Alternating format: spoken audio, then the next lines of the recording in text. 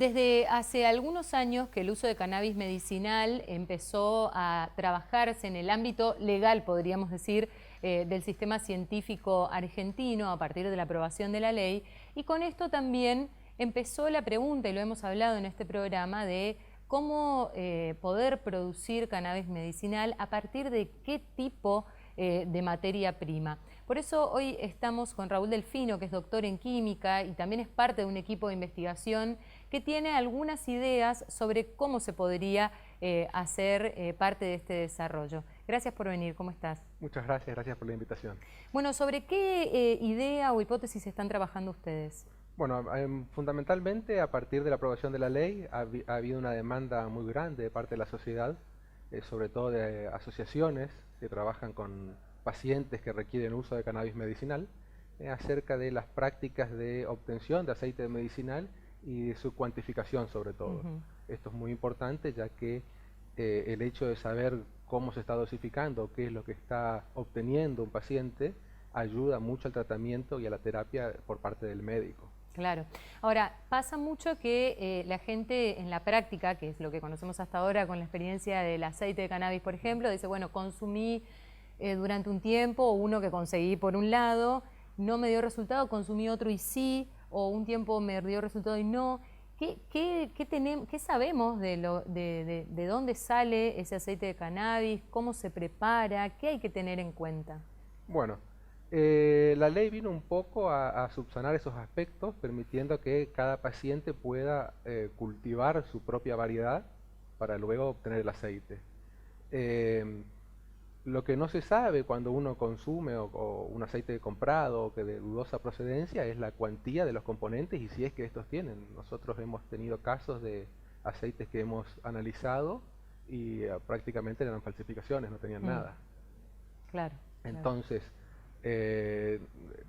con esta situación, desde el grupo de investigación que hemos conformado, a través de otros grupos de investigación ya consolidados en la facultad, hemos trabajado con una profesora en toxicología, una profesora en bromatología y yo que soy de química analítica, en abordar 4 aristas de este aspecto. La parte toxicológica, la higiene y seguridad en cuanto a la elaboración y la parte de cuantificación para poder determinar los cannabinoides presentes. ¿Y cómo se haría eso? Nosotros en este momento lo estamos haciendo mediante servicios desde la Facultad de Ciencias Exactas. Ofrecemos el servicio de cuantificación de cannabinoides. Básicamente estamos cuantificando los 3 principales, que son tetrahidrocannabinol, cannabidiol y cannabinol. Y eso si, por ejemplo, una persona que está inscripta en el ReproCan puede llevarles sus plantas para que ustedes identifiquen, ¿o cómo es la cadena de trabajo? Nosotros trabajamos con personas que estén registradas, eso es un requisito, que acerquen su muestra junto con su certificado del ReproCan y una copia del DNI. También los datos son confidenciales, pero nosotros necesitamos esos requisitos para poder tomar su muestra y hacemos un seguimiento y una consultoría respecto a los mejores procedimientos o los más aptos que puede utilizar, como así también cuáles son los puntos críticos en lo que debe analizar para que este análisis le valga. A lo mejor analizar una planta no tiene tanto sentido como analizar el producto extraído, porque no siempre la extracción es del 100%, y muchas veces saber qué cantidades de cannabinoide tiene una planta no significa que nuestro aceite final vaya a tenerlo. Claro, claro. Y entonces analizan el producto final también. Así es, al aceite, resinas, cremas o también material vegetal. Ajá. Y en el caso de toda esta información que vinieron recolectando, ¿sabemos qué tipo de plantas tenemos aquí en la región? O por caso la gente que está en el registro de producción de cannabis, ¿con qué se maneja? Sí, no es muy difícil de saberlo. Hace años que ingresan al país semillas de bancos genéticos.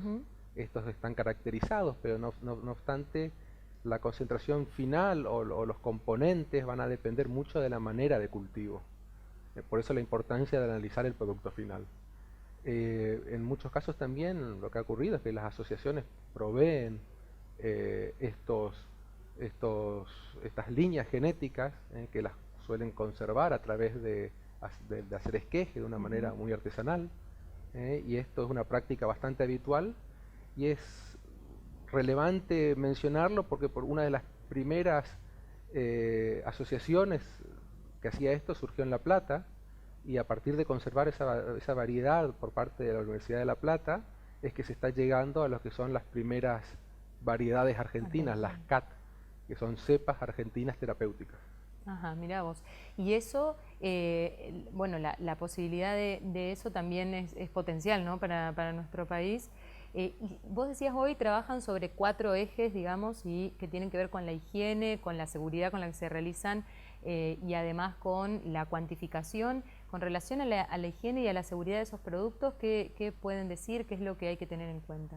Bueno, básicamente cumplir normas de buenas prácticas de higiene a la hora de elaborarlo. En este momento nosotros tenemos presentado y ya estamos esperando la aprobación de un proyecto de extensión donde vamos a abordar estos temas y hacerlo a través de la Asociación Canábica Correntina para poder llegar a más usuarios, ver las maneras de que esa extracción sea lo más higiénica posible, cuáles son los puntos críticos a tener en cuenta, limpieza de material, limpieza de mesadas, desinfectantes, todo lo que sea necesario para poder tener un producto lo más seguro posible. Siempre hablando de que se está realizando en este momento de una manera artesanal y hogareña. Claro. ¿Cuál es el punto más débil que encuentra hoy en estas cadenas de producción que son artesanales, pero que digo, se reproducen y cada vez hay más personas que se animan a inscribirse en el registro de producción de cannabis? ¿Qué haría falta para poder avanzar verdaderamente en un uso más responsable del cannabis medicinal? Acá necesitamos una articulación muy fuerte entre el sector académico para poder, que somos los que tenemos los instrumentos necesarios para hacer las mediciones. Las mediciones son fundamentales porque si no, de un lote a otro hay mucha variabilidad y eso puede confundir el tratamiento médico. Y por el otro lado es bueno la formación continua de personal de salud capacitado para poder empezar a tratar diversas patologías con el aceite medicinal de cannabis, teniendo en cuenta siempre, y esto es algo que sería bueno difundirlo, que el aceite medicinal de cannabis no llega para reemplazar al tratamiento convencional, sino que es como una complementación que aporta sus beneficios, como por ejemplo tener mejor tolerancia a los dolores en caso de que se utilice para dolores, para poder consumir menos medicamentos o con menos concentración o con menos frecuencia. Claro, claro.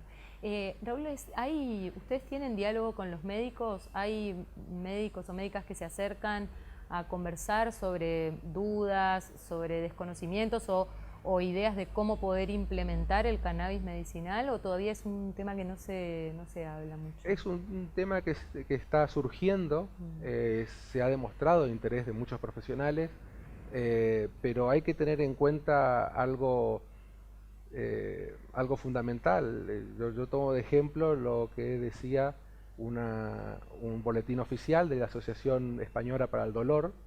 Ellos dicen que al día de la fecha todavía falta evidencia científica de alta calidad para respaldar el uso terapéutico del cannabis, pero al mismo tiempo aclara que esta declaración no es cerrarle la puerta, sino es una demanda de mayor necesidad de investigación, muchas veces trabada por falta de regulaciones que hacen que el acceso a estos medicamentos sean difíciles, costosos y a veces ilegales. Durante mucho tiempo, cuando se discutía la ley, además, la gran cuestión política era aprobar o no aprobar, porque era dejar entrar, era meterse en los discursos y en las discusiones de la opinión pública que por ahí están lejos de las preguntas que se hace la ciencia sobre el cannabis. Y en ese sentido te quería preguntar sobre estos componentes que nos decías hoy. ¿Cuáles son los que se usan terapéuticamente o para qué sirve cada uno? Bueno, los estudios han demostrado que prácticamente todos los cannabinoides tienen efectos fisiológicos benéficos. No quiere decir esto, no quiero hacer apología, pero que son todos necesarios. De ahí la dificultad de utilizar un medicamento con una formulación fija y única. Claro. Podemos distinguir básicamente 3 variedades de plantas, las que usualmente se denominan recreativas, con alto contenido tetrahidrocannabinol, que es el componente psicoactivo, THC. No por eso quiere decir que no sirva para determinados tratamientos, como por ejemplo es un estimulador del apetito para pacientes oncológicos, es muy útil. Otras variedades son las que tienen relaciones de THC y cannabidiol similares, y un tercer grupo son las que tienen muy alta concentración de cannabidiol respecto a los otros.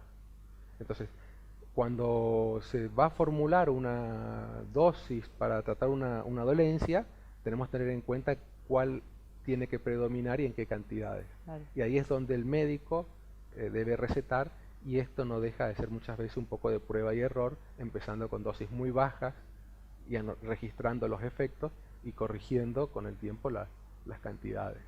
Desde que están trabajando con las personas que acercan lo que producen o sus plantas, ¿pudieron mejorar y ajustar esta relación de la producción con el resultado esperado?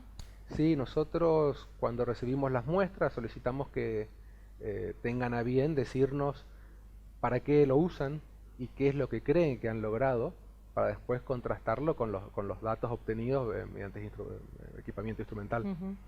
De esa manera poder replicar ese tipo de aceite en próximas extracciones, ya sea mediante diluciones o agregado de más contenido de material vegetal, para poder llegar siempre a una concentración similar, y de esa manera uno puede saber y ver si tiene acostumbramiento, porque muchas veces hoy tomo 5 gotas, dentro de un mes en el próximo lote tomo 10, ¿me acostumbré o es que el segundo lote salió por muy poca cantidad?